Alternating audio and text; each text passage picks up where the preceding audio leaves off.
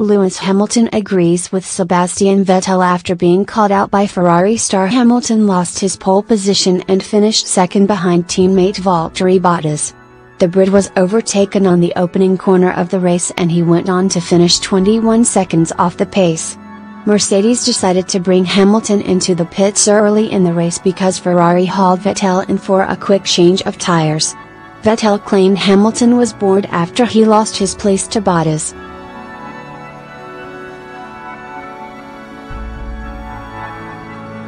And five-time world champion Hamilton agreed he did not put in 100% thereafter.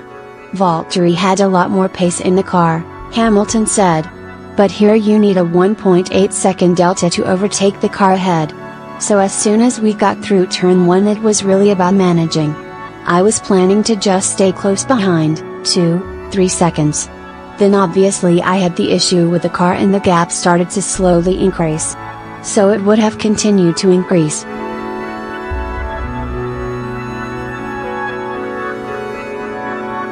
But then after that I was trying to look after the tires and then I got pit stop super early in reaction to the Ferraris. I knew from then on the race was done because I had 47 laps to go, so I knew immediately I was going to be in trouble on the long run, so I drive well off the pace. Well off the pace to make sure at the end of the race I still had life left in the tires. Red Bull got their season off to a good start as Max Verstappen claimed the final podium place.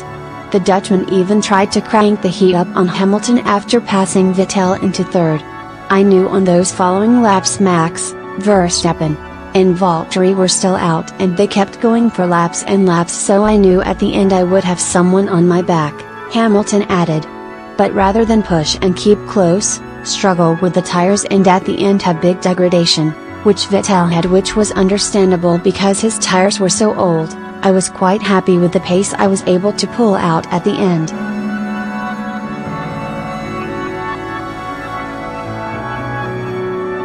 Next news: Daniel Ricciardo and Max Verstappen beef, one reason for Renault move, expert exclusive. That is according to F1 expert Tony Jardine, who believes a beef concerning being paid far less than Max Verstappen was only one of the reasons the move happened. Turned heads in the world of motorsport last August by announcing he would be leaving Red Bull for Renault. And today he will race with the French manufacturers for the first time as his home Australian Grand Prix takes place in Melbourne.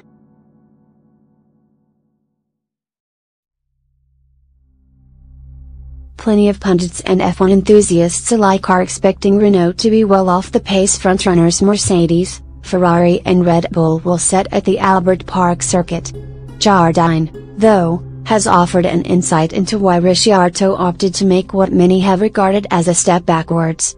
And the former McLaren assistant manager says the fact was the main man at Red Bull was not as crucial as the Aussie made his choice, as has been suggested.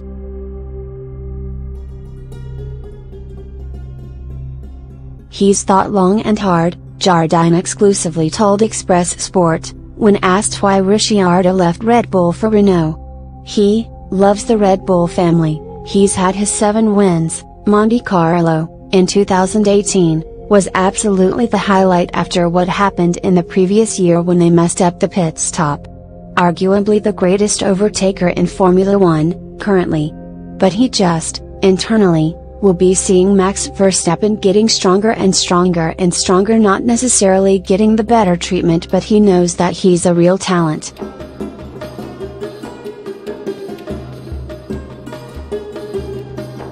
He knows that if he stayed on there, he's going to take second billing, and it's been incredibly hard for him.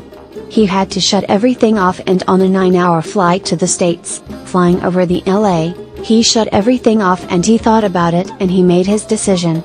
His decision was based on the fact that, although all the other doors had closed on him including Ferrari, that he would have the Renault team in the promise of all the resources. They've all been talking to him, Alain Prost and all these guys, saying, the engine's going to be improved, the transmission, the aerodynamics.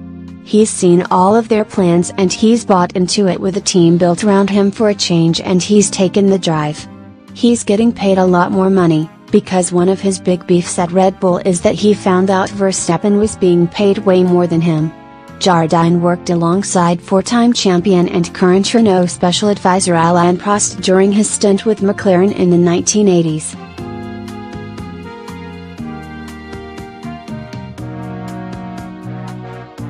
Despite enjoying a positive relationship with the Prost, Jardine says the Frenchman keeps his cards close to his chest with regards to Renault.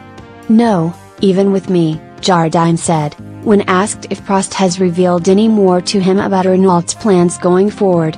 "I can call him, I've got his private number to his study, and we can discuss the old days.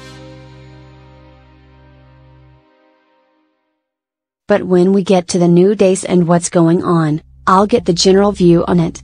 The general stuff that you get is that they had to have such a talent as Daniel for the car. For them, everything he's learned at Red Bull and everything he brings from Red Bull, is just vitally important for the next stage of their development. They love Nico Hülkenberg, they think he's a really great racer, but he does have his flaws and he's been around a long time and never had a podium.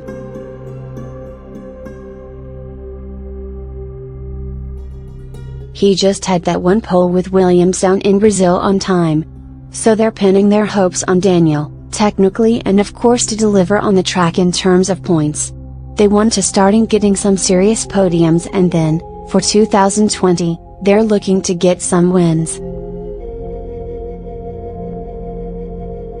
Next news: Australian Grand Prix shocks picked out by Sky Sports F1 expert. Exclusive.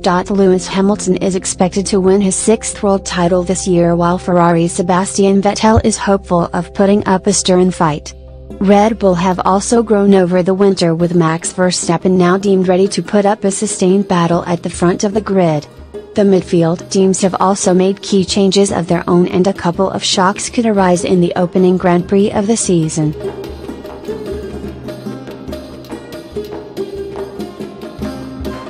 Croft thinks supporters should keep an eye on Daniel Ricciardo, who swapped Red Bull for Renault. The Australian is one of the best overtakers in F1, and in front of a home crowd he could steal a podium place. Melbourne often throws up some unexpected results, and Daniel Ricciardo will be desperate to have a really good home Grand Prix, Croft exclusively told Express Sport. A, because there are a lot of fans who will want to see Daniel Ricciardo. And B, because he has gone to a new team.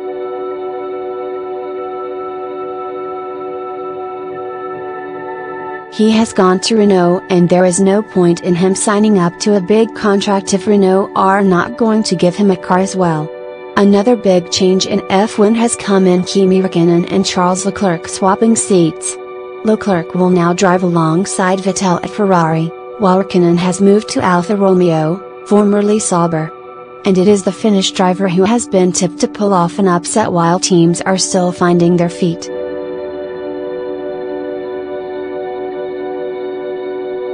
There is going to be interesting to see how that partnership gets on, but there will be opportunities for Ricciardo and Räikkönen to pick up podiums throughout the season, Croft added.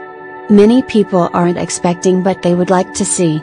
The Australian Grand Prix gets underway at 5:10 am. Next news: Pascal Wehrlein reveals key to juggling Ferrari F1 and Formula E commitments. Exclusive. The German has been juggling his time with Mahindra Racing and a simulator role with Ferrari as the Scuderia prepare for the new F1 campaign. And Wehrlein, a former DTM champion with 2 full seasons of F1 under his belt, has revealed how he switches between the two series without difficulty. Speaking exclusively to Express Sport ahead of the Hong Kong E-Prix, Wehrlein said, "In every series it is different, and there are a few key things you need to learn. Most of them you learn by experience, getting used to the car and tracks. All of the Formula E tracks are new to me, so maybe that is one of the most difficult parts. Working together with a new team is always a challenge in the beginning because you've got to get to know each other, but that has been very easy for me and also for the Mahindra team."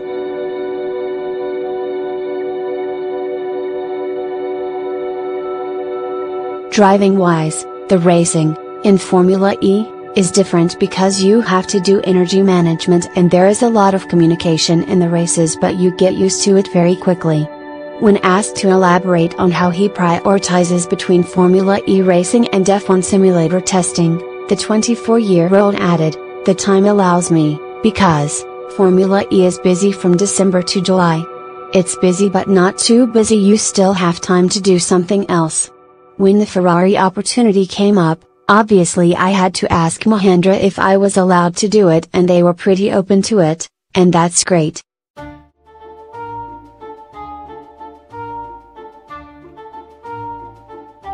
Obviously I'm spending a lot of time there in the sim, and it works perfectly for me.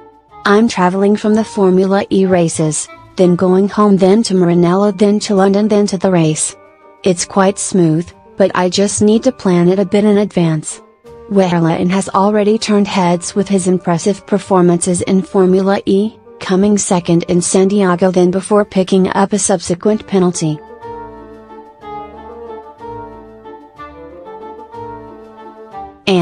But the German is still ninth in the championship despite due to contractual obligations with Mercedes.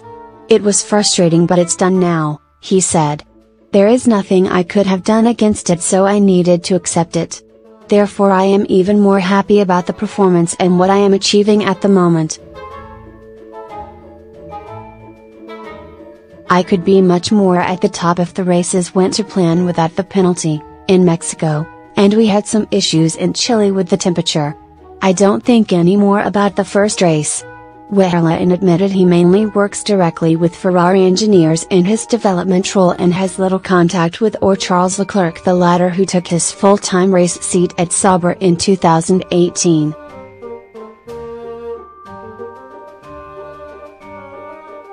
The Mahindra ace will have a chance to see the fruits of his labor when the F1 season gets underway in Melbourne this weekend, with Ferrari expected to challenge Mercedes for the Constructors' Championship.